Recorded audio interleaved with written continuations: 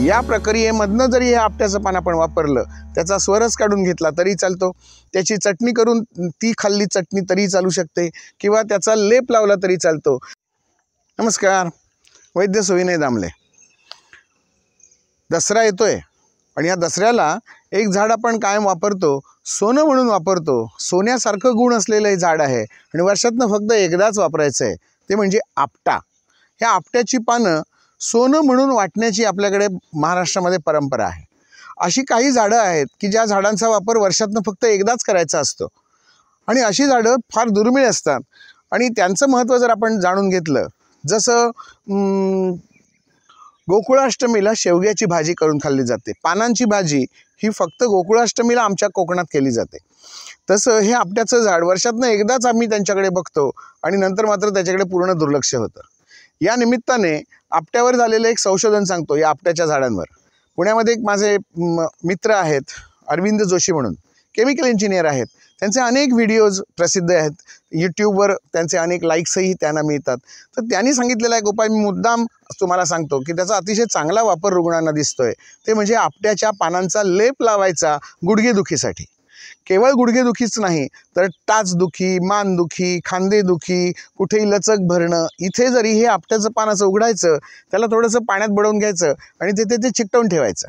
गुंडाळून ठेवलं तरी चालतील, एकच कशाला 2, 4, 5 पानं लावली तरी चालतंय. ह्या पानांचा गुणधर्म जो असेल, हा पान आतल्या शरीरातला त्वचेच्या खालचा जो वात आहे हा ओढून घ्यायला मदत करत असतं. लेपन चिकित्सा जी आयुर्वेदात सांगितली आहे ती काही फक्त उगाळून लावायचे लेपच आहेत अशातला भाग नाही, काही पानांचे लेप आहेत, हेही आपण लावू शकतो. त्याच्यामध्ये हे आपट्याचं पान अतिशय चांगलं काम करतं. गुडघेदुखीसाठी ह्या आपट्याच्या पानांची चटणी करून लावली थापली तरीही चालेल. परंतु अरविंद जोशीजींनी सांगितलेला उपाय, फक्त आपट्याचं पान पाण्यात भिजवायचं आणि दुखणाऱ्या भागावर लावून ठेवायचं. सलग एक 7-8 दिवस लावा. दिवसातनं किमान 1 तास. रात्री झोपताना लावून झोपलात तरी चालेल. ज्यांना शक्य आहे दिवसाचं जरी बांधून ठेवलं तरी चालेल. बांधायचं कशानेही बांधू शकता तुम्ही, दोरीने, नायलॉनने, विल्प्रो टेपने किंवा रुमाल गुंडाळून, कसंही. ते शरीराला स्पर्श झालं पाहिजे. आता त्याची 2 भाग असतात, एक हिरव्या रंगाची आणि बाहेर किंचित पांढऱ्या रंगाचं. तर वरचं जे पान दिसतं, जे सूर्यप्रकाशाला एक्सपोज झालेलं आहे, ते वापरा. म्हणजे त्याच्यातनं व्हिटॅमिन डी सुद्धा आपल्याला मिळू शकतं. आणि मग ह्याने काय होईल तर तिथे ज्या सांध्यामध्ये जी विकृती आहे, वाताची विकृती, ती कमी व्हायला मदत होऊ शकते. आता हे केवळ वर्ण लावायचं पान आहे का? पोटात घेता येणार नाही का? पोटातही घेता येईल. आयुर्वेदामध्ये पंचविध कषाय कल्पना सांगितलेल्या आहेत. पंचविध कषाय कल्पना म्हणजे काय तर एखाद्या झाडाचा रस, स्वरस म्हटला जातो, किंवा त्याची चटणी तयार केली जाते, किंवा त्याचा हिम तयार केला जातो, म्हणजे थंड पाण्यात बुडवून ठेवायचं 12 तास आणि मग ते पाणी प्यायचं, किंवा फांट केला जातो, किंवा काढा तयार केला जातो. ह्याला म्हणतात पंचविध कषाय कल्पना. या प्रक्रियेमधनं जरी हे आपट्याचं पान आपण वापरलं, त्याचा स्वरस काढून घेतला तरी चालतो, त्याची चटणी करून ती खाल्ली चटणी तरी चालू शकते, किंवा त्याचा लेप लावला तरी चालतो, किंवा हे पान हिम या स्वरूपात घेऊ शकतो. काय करायचं, नेहमीचं आपलं पिण्याचं जे पाणी असतं, ह्या पाण्यामध्ये ही आपट्याची 4 पानं कुस्करायची आणि ठेवून द्यायची.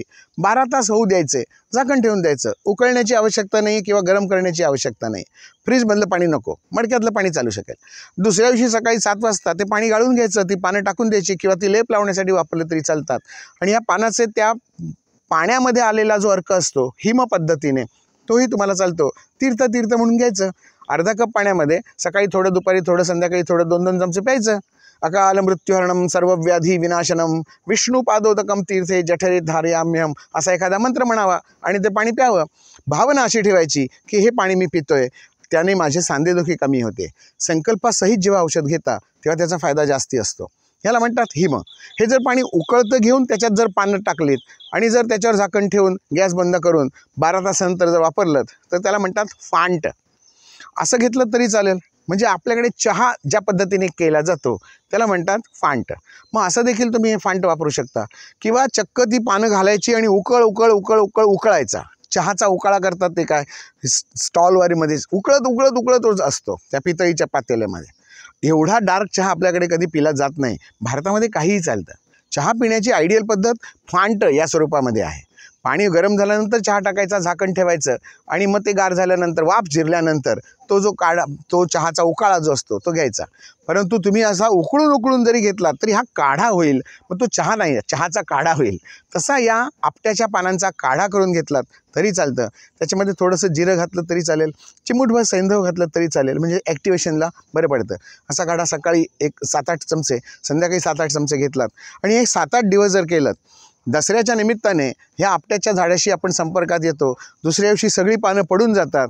तसंच वटपौर्णिमेचं 1 दिवस फक्त वडाच्या झाडाची पूजा, नंतर आम्ही आयुष्यभर त्या वडाच्या झाडाला बघतसुद्धा नाही. त्याला एकदा ते दोरे बांधून ठेवले की आपण 7 जन्माशी बांधील राहिलो अशी काहीतरी समजूत असते. तसं प्रत्येक झाडाला एखादा दोरा, आठवणींचा दोरा, आरोग्याचा दोरा जर बांधून ठेवला तर आपलं आरोग्य कुठे आहे, आपल्या जवळपासच्या वनस्पतींमध्ये कुठे आहे हे आपल्याला समजू शकतं. या निमित्ताने ती वनस्पती आपल्या जवळपास कुठे आहे याचाही शोध किंवा धांडोळा आपल्याला घेता येऊ शकतो.